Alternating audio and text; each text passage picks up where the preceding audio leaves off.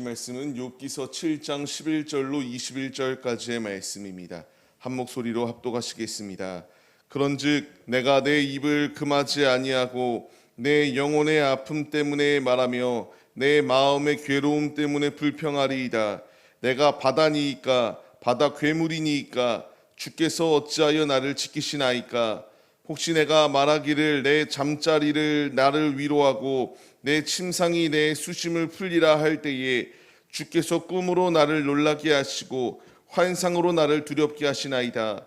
이러므로 내 마음이 뼈를 깎는 고통을 겪느니 차라리 숨이 막히는 것과 죽는 것을 택하리이다. 내가 생명을 싫어하고 영원히 살기를 원하지 아니하노니 나를 놓으소서. 내 날은 헛것이니이다. 사람이 무엇이기에 주께서 그를 크게 만드사 그에게 마음을 두시고 아침마다 권징하시며 순간마다 단련하시나이까. 주께서 내게서 눈을 돌이키지 아니하시며 내가 침을 삼킬 동안도 나를 놓지 아니하시기를 어느 때까지 하시리이까. 사람을 감찰하시는 이여 내가 범죄하였거든 주께 무슨 해가 되오리이까. 어찌하여 나를 당신의 관역으로 삼으셔서 내게 무거운 짐이 되게 하셨나이까. 주께서 어찌하여 내 허물을 사하여 주지 아니하시며 내 죄악을 제거하여 버리지 아니하시나이까. 내가 이제 흙에 누우리니 주께서 나를 애써 찾으실지라도 내가 남아 있지 아니하리이다. 아멘. 할렐루야. 오늘도 예배 자리 가운데 모이신 성도님들 주님의 이름으로 환영하고 축복합니다. 오늘 같이 나눈 말씀의 제목은 하나님을 오해하지 마세요라는 말씀의 제목 가운데서 은혜를 나누도록 하겠습니다. 욥이 자신의 친구들에게 위로를 받으려고 하였고 그 친구들 가운데에서 힘을 얻고자 하였던 것이 그의 모습인데 자신의 뜻대로 되지 않았습니다. 오히려 친구라는 자들이 더욱더 맹렬한 공격을 하며 너가 죄를 지었기 때문에 이와 같은 고통 속에서 이렇게 신음하고 있는 것이니 속히 회개하고 돌이켜라. 주님의 뜻대로 서야지만이 승리할 수 있다라는 것을 이렇게 말을 들으면서 그의 마음은 더욱더 실족하게 되는 상황이 주어졌습니다. 이제 이러한 상황 가운데서 욥이 어디를 봐도 보이지 않습니다. 하나님이 보이지 아니하고요. 자신을 위로해 줄 것도 사람이 아니다라는 것을 깨닫게 됩니다. 그렇게 되니까 이제 사면 초가의 상황 가운데서 그가 택하였던 것은 그렇게 동방의 의인이요 하나님을 신실하게 예배 올려드리던 예배자가 오늘 11절 말씀으로 이하의 말씀과 같이 이제 불평을 하기 시작합니다. 불평의 대상, 원망의 대상이 하나님께로 바뀌게 되었습니다. 그전에는 하나님은 그럼에도 불구하고 뜻이 있을 것이다라고 생각하며 차라리 나의 생명만을 거두어 가달라고 자신의 문제로 이렇게 치부하였던 이가 이제 계속하여 고통의 순간이 놓여있게 되니까 하나님의 뜻은 안중에 없습니다. 자신이 불평하기 시작합니다.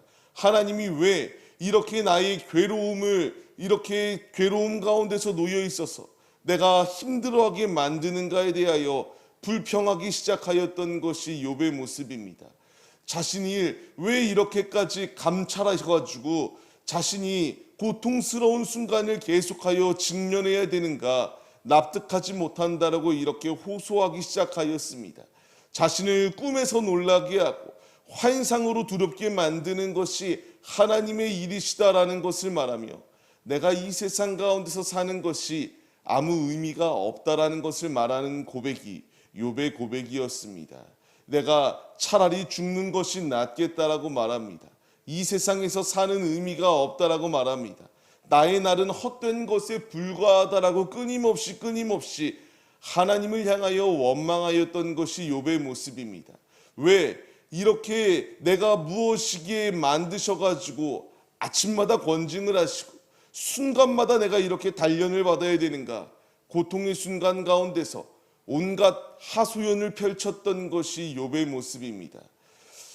이게 바로 고통의 순간 가운데 계속하여 놓여 있을 때에 그렇게 하나님의 말씀이 보이지 아니하고 그 앞에 놓여 있는 고통의 순간 가운데서 분별하지 못하는 인간의 모습입니다.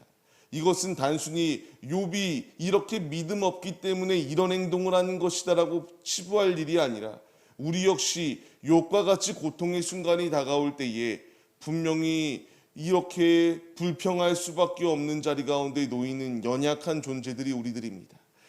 굳이 동방의 의인이라는 것이 말씀에 기록될 이유가 없음에도 불구하고 하나님만을 경외하였던 자도 이와 같이 고통의 연속이 계속하여 닥치니까 하나님을 부정하고 하나님 나의 생명을 거두어 가주옵소서 끊임없이 불평하였던 이 모습과 같이 우리 역시 인간은 연약한 존재이기 때문에 이렇게 넘어질 수밖에 없는 존재이다라는 것을 분명히 알려주세요.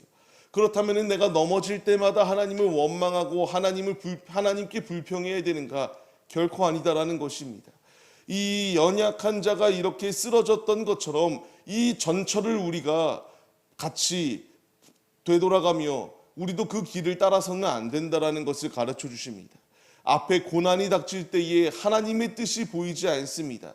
그렇다고 하여 욥이 그냥 마냥 이렇게 불평과 원망을 하는 것인가? 아닙니다. 말씀을 잘 읽다 보면요, 하나님께 호소하고 있습니다. 간구하고 있습니다. 기도합니다. 하나님 제발 좀 나를 이 상황 가운데서 건져내 달라고 하는 호소의 그 간절한 기도가 나오는 것을 볼 수가 있게 됩니다. 문제 앞에 문제 해결의 열쇠는 주님께 기도하는 것입니다. 이것을 몸소 보여주신 이가 예수 그리스도이십니다. 이제 십자가를 짊어지게 되는 상황 가운데서 얼마나 육신의 몸을 입고 있기 때문에 그 고통이 크다라는 것을 아셨습니까? 그렇기 때문에 하나님께 나와 겟세마네 동산 가운데서 기도하기 시작합니다. 어느 정도로 기도하셨나요? 땀이 핏방울로 바뀔 정도로 간절하게 애절하게 아버지께 기도하셨던 이가 예수님이십니다. 이와 같은 기도를 통하여 나의 원대로 마옵시고 아버지의 뜻대로 해달라고 하는 그 결과에 도출되었던 것처럼 우리 앞에 위기의 순간이 닥칠 때에 필요한 자세는 기도이다라는 것을 주님이 분명히 우리에게 말씀하시고 있습니다. 차츰 하나님의 뜻을 잊어버리기 시작하면은 이 욥의 모습과 같이 하나님을 오해하기 시작합니다. 나를 고통의 순간 가운데서 내가 이렇게 고통스러워하는 것을 그냥 방치하시는구나 생각할 수밖에 없도록 만드십니다. 그러나 분명히 욥의 고백 가운데서 나오지 않습니까? 주님께서 우리에게 이와 같은 모든 문제를 더하신 이유는 나를 단련하시고자 하는 주님의 분명한 뜻이 예비되어져 있습니다. 이 모든 단련은 주님이 나의 고통을 즐기시는 희열을 느끼시는 그런 분이 아니라 주님이 원하시는 뜻대로 만들어가는 과정이다라는 것을 우리가 잊지 말아야 됩니다. 과정은 힘듭니다. 그러나 열심을 다하여 그 과정을 지나갔을 때에 주님께서 우리를 아름답게 빚으셔서 주님의 그 귀한 도구로 우리를 사용하여 주시는 놀라운 뜻이 예비되어져 있습니다. 그렇기에 주님이 나에게 말씀하시는 것이 무엇입니까? 예레미야 33장 3절 말씀을 통하여 주님이 우리에게 부르짖으라고 말씀하십니다. 부르짖을 때에 응답하여 주실 뿐만 아니라 크고 은밀한 일을 보이시겠다라고 말씀하세요. 욥은 자신이 왜 고통당하는지 알지 못합니다. 그러나 계속하여 이 욥기서의 말씀을 묵상하다 보면은 이 답답한 상황, 이해하지 못하는 상황, 왜 내게 이러한 상황이 닥쳤냐고 불평과 원망하는 것을 뛰어넘어서 점차 하나님의 뜻을 발견하게 됩니다. 우리가 주님께 부르짖어 기도할 때에 주님이 들으시고 지금 나의 상황 가운데서 이해가 가지 아니하고 왜 이러한 일들이 나에게 계속하여 닥치는지 답답한 순간 가운데서 크고 은밀한 일을 우리에게 보이시겠다라고 말씀하시고 있습니다. 말씀을 받는 우리들이 하나님을 오해하는 것이 아니라 하나님 안에 거하지 아니하고 계속하여 땅의 것 가운데에 원망할 조건을 찾게 되면은 우리 역시 주님을 잊어버릴 수밖에 없습니다.